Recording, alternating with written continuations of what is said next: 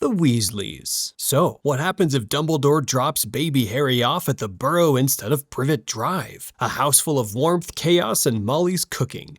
Sounds perfect. Except Lily's protection only works through blood relatives, and without Petunia's bloodline, there's nothing stopping Voldemort from knocking on the door. Molly takes Harry in without hesitation. One more kid at the table. By this point, she's basically running a daycare anyway. Harry and Ginny are inseparable from the start. By 5, they're sneaking brooms out of the shed after dark, racing over the garden while the ghoul bangs pipes above them. She's his sister in every way that counts, and none of the ways that would keep him safe. By the time Voldemort, still a wraith, barely a parasite in someone else's body, finds the Burrow, Harry's 6. But remember what Molly did to Bellatrix? She meets him in the kitchen doorway and ends it before he can get anywhere near the kids. A flash of light and he's gone again. The problem is Death Eaters have long memories. Within a year, Ginny disappears, taken as revenge, as leverage, as a message to anyone who thought the dark side was finished. And suddenly, Harry's entire childhood rewires around one thing: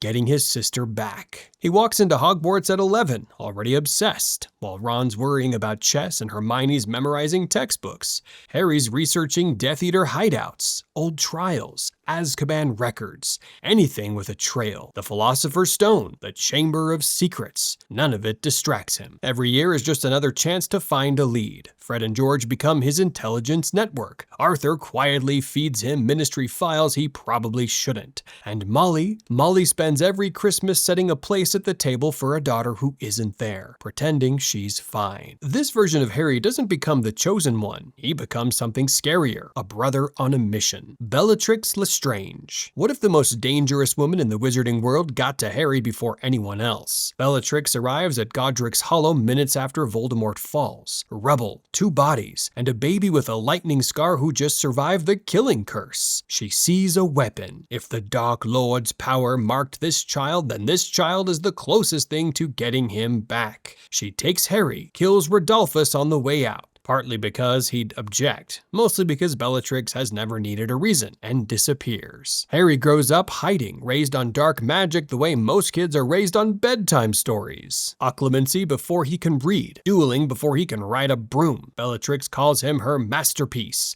And Harry, powerful, isolated, desperate for approval, absorbs everything she throws at him. But Lily's sacrifice is still in his blood. He masters the Cruciatus curse at 9 but can't use it on anything alive. He memorizes dark arts theory but keeps healing injured owls when Bellatrix isn't looking. There's a crack in the weapon she's building, and she has no idea where it's coming from. Hogwarts changes everything. Dumbledore spots him immediately. The scar, the boy everyone assumed was dead. Harry meets people who are kind without wanting something in return. Reads about his parents for the first time and realizes the woman who raised him killed people exactly like them, for fun. By 5th year, he's feeding Dumbledore every Death Eater hideout he grew up in. By 7th, he walks into the final battle on the wrong side of the field and switches mid-duel. Bellatrix watches her masterpiece point a wand at her, and for the first time in her life, she has absolutely no idea what to do. Sirius Black and Remus Lupin. What if Sirius never goes to Azkaban and he and Remus raise Harry together? Sirius is the fun uncle who teaches Harry to ride a motorbike at 6. Remus is the one making sure the kid actually survives to C7. Together, they're the most chaotic parenting duo in wizarding history, and honestly, Harry never stood a chance at being normal. But Remus has a plan, and it's the kind of plan he'd never tell Dumbledore about. He gives Harry a controlled bite, carefully timed, potion managed, monitored every step of the way. The logic is brutal but simple. If Voldemort is coming back, Harry needs something the Dark Lord has absolutely no defense against. Meanwhile, Sirius handles the other half of Harry's education,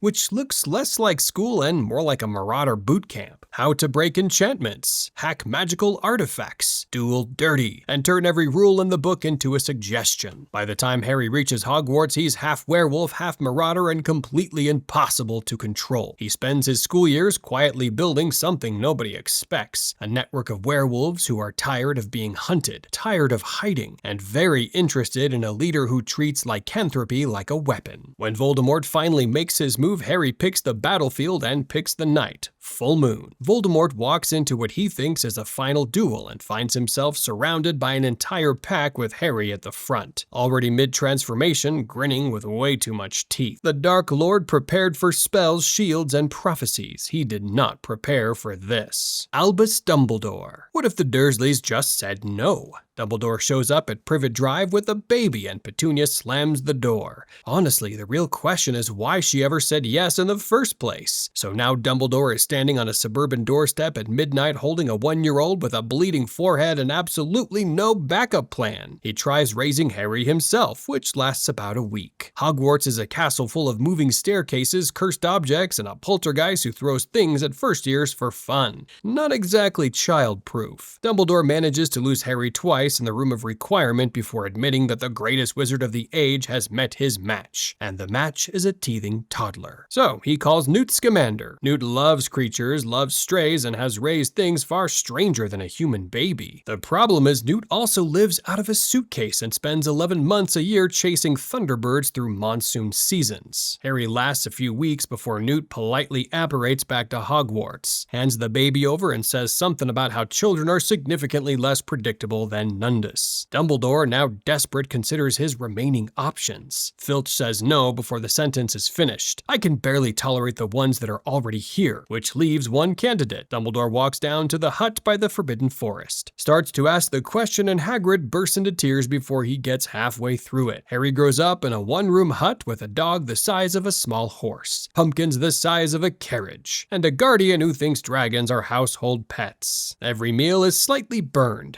Every birthday cake is misspelled, and every single day without exception Harry is loved like he's the most important thing in the world, because to Hagrid he absolutely is. Lucius and Narcissa Malfoy. What if the Malfoys pulled off the most insane power move in wizarding history, stealing Harry Potter the night Voldemort fell and raising him as their own? So Narcissa hears what happened at Godric's Hollow, and while the entire wizarding world is celebrating, she's already planning. A squib baby gets dropped at the Dursleys as a decoy, and the real Harry Potter grows up in Malfoy Manor with a new name, and absolutely no idea who he actually is. Draco gets a brother, Lucius gets a second heir, and Narcissa gets to do what Narcissa does best, protect her family by being 3 moves ahead of everyone else. Harry grows up pure Malfoy, private tutors, peacocks in the garden, and the kind of childhood where you learn how to sneer before you learn to share. He and Draco are inseparable, terrorizing house elves, racing brooms through the manor hallways, and genuinely believing they're better than everyone. At Hogwarts, Harry sorts Slytherin without the hat even hesitating, and he's everything Lucius wanted. Brilliant, cunning, and absolutely convinced that blood status matters. But Voldemort comes back, and he's getting dangerously close to figuring out who this second Malfoy boy really is. And Lucius, after 15 years of raising the kid, just loves him like a son.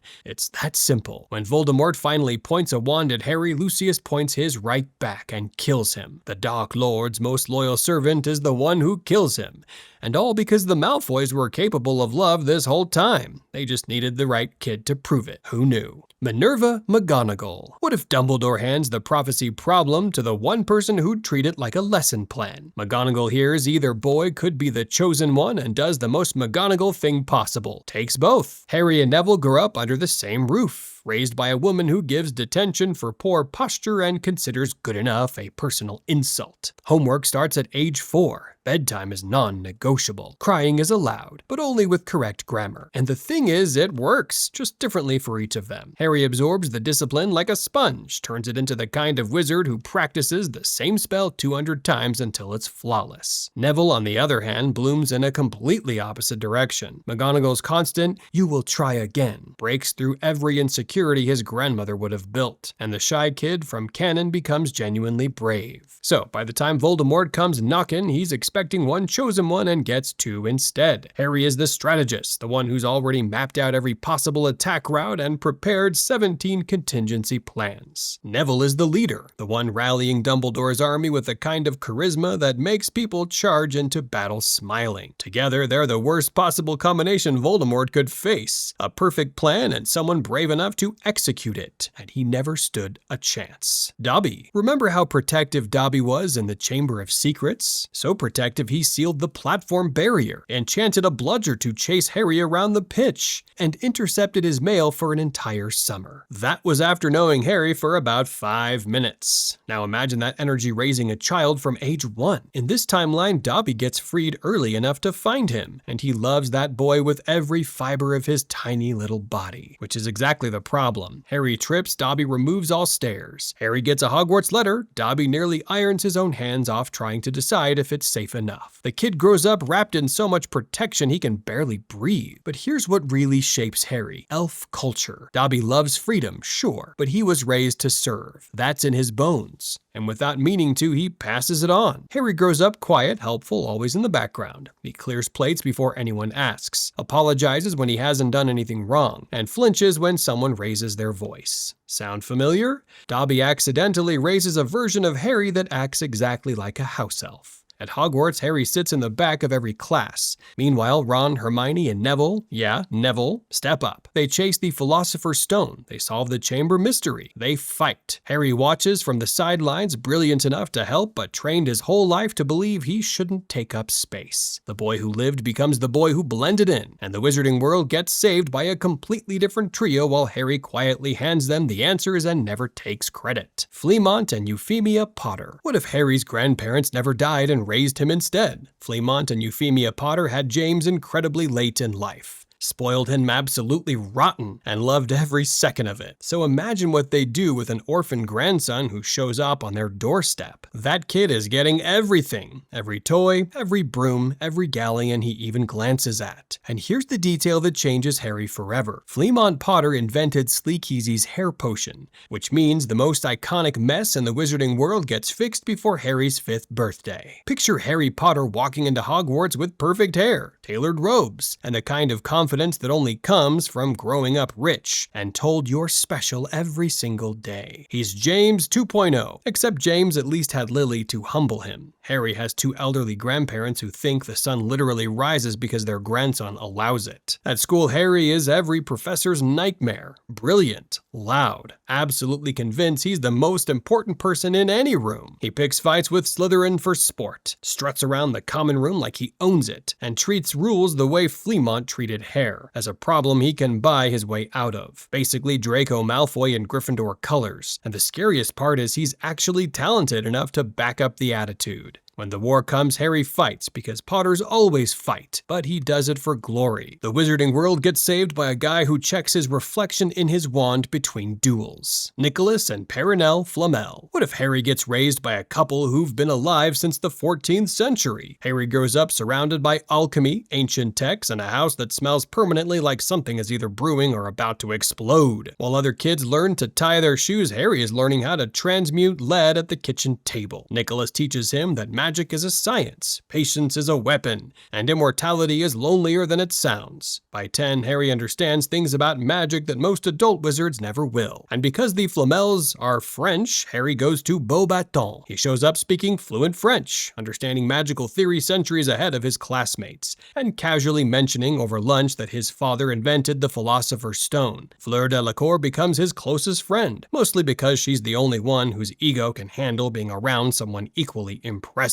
When Voldemort rises, Harry approaches the problem the way the Flamels taught him, like an alchemist. Flamel spent centuries figuring out how to bind life to the Philosopher's Stone, and Harry learned the reverse, how to unbind it. He brews a solution that eats through the soul fragment inside an object the same way basilisk venom would, except quieter and without needing a giant dead snake. He tracks down each Horcrux, pours the stuff on it, and the fragment just dissolves. Voldemort gets weaker every month without even knowing why. And Harry, raised on that exact knowledge, is the one who finishes him. Severus Snape. What if Snape takes Harry that night? Imagine him standing in the ruins of Godric's Hollow, holding Lily's son, and deciding that Dumbledore and the Ministry can both go to hell. He'll raise the kid himself. It lasts 3 months. Spinner's end is cold, the baby screams constantly, and Snape, a man whose idea of emotional warmth is a slightly less hostile silence, has absolutely no framework for any of this. He brews perfect potions, reads every parenting book the Muggle library has, and still can't figure out why the kid won't stop crying. So, he does the one thing Severus Snape never does. He asks for help. Narcissa Malfoy takes Harry in quietly, behind Lucius's back. Harry grows up in a hidden wing of the manor, raised by a woman who already knows how to love a son fiercely and in secret. Draco has no idea he has a shadow brother 2 floors above him. Snape visits weekly, awkwardly, bringing potions books Harry is way too young for and standing in the doorway like he's forgotten how rooms work. Somewhere in those visits, something shifts between him and Narcissa. Bellatrix finds out, because Bellatrix always finds out. She kills Narcissa while Harry hides behind a cabinet, watching everything. Snape hunts Bellatrix for years and finishes her in a safe house near Devon. 40 seconds, no witnesses, no hesitation. By the time Voldemort rises again, Harry is at Hogwarts, fluent in occlumency, ahead of the potions curriculum by 3 years, and carrying the kind of cold focus that makes even Dumbledore pause. He joins the war the way Snape taught him everything, precisely, quietly, and with zero interest in being a hero. While the Order argues strategy, Harry is already dismantling Horcruxes with the potions knowledge Snape drilled into him since childhood. Voldemort falls expecting a duel and gets a 17-year-old who fights like a spy, thinks like a half-blood prince, and has absolutely nothing left to lose. Lily and James Potter. What if Voldemort chose the other kid? The prophecy could have gone either way, and in this timeline he goes after the Longbottoms instead, which means Neville gets the scar, the destiny, and all the fun that comes with it, while the Potters just survive. Harry grows up the way he was always supposed to, with parents who love him, a house that feels like home, and absolutely zero trauma, which sounds great until you realize it makes him a completely different person. James teaches him to fly at 4. Gives him the invisibility cloak at 7 for emergencies, and starts Animagus training before the kid even gets his Hogwarts letter. Sirius handles the motorbike lessons. Remus handles damage control, because in this timeline all 3 Marauders are free, alive, and competing over who gets to teach Harry the most reckless thing next. James hands over the Marauders map like a family heirloom and spends weekends turning his living room into a dueling ring. Harry shows up at Hogwarts already mid-transformation, and within 2 years he's taught Ron and Hermione to shift too. 3 unlicensed teenage animagi wandering the castle grounds exactly the way the Marauders did a generation earlier. Meanwhile, Neville is carrying the full weight of the prophecy, and it's crushing him. He fights bravely, the way Neville always fights, but somewhere in the middle of the war, before the hunt is even half finished, he falls. Harry steps in because that's what Potters do. He picks up the Horcrux hunt where Neville left off. Ron and Hermione shift forms to move undetected, and the 3 of them tear through the mission as a trio of unlicensed animagi. When it comes down to the final battle, James Potter walks onto the field, kills Nagini himself, and gives his son the opening he needs. Voldemort falls to a boy the prophecy was never even about, and James finally gets to watch his son win and walk home alive. Voldemort. What if Lily never stepped in front of the crib? In this timeline, she runs, grabs a wand, fights, and loses. The sacrifice never happens, and without it, Harry is just a baby with a scar and zero magical protection. Voldemort kills both Potters the same way he kills everyone, efficiently and without thinking twice. But when he points his wand at the baby, something stops him. The prophecy says this child has the power to destroy him,